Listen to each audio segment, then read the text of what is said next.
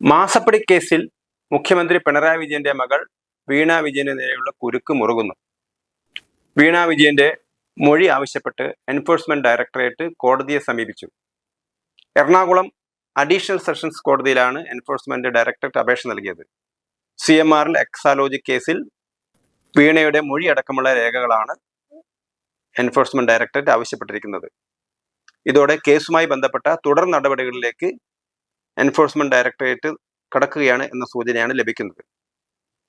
നേരത്തെ CMRL എക്സാലോജി കേസിൽ SFIO കോടതിയിൽ കുറ്റപത്രം സമർപ്പിച്ചിരുന്നു. കുറ്റപത്രം നൽകിയതിന് പുറകെ EDയും കുറ്റപത്രത്തിന്റെ കോപ്പി ആവശ്യപ്പെട്ടു കുറ്റപത്രം വാങ്ങി.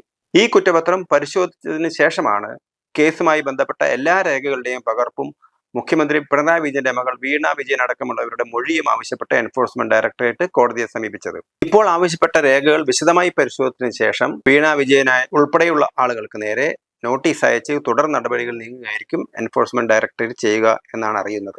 അതേസമയം ഇന്ററിം സെറ്റിൽമെന്റ് ബോർഡിന്റെ രേഖകളുടെ അടിസ്ഥാനത്തിൽ അന്വേഷണം CBIക്ക് വിടണമെന്നാവശ്യപ്പെട്ട് പൊതു താൽപര്യ ഹർജി ഹൈക്കോടതിയിൽ ഫയൽ ചെയ്തിട്ടുണ്ട്.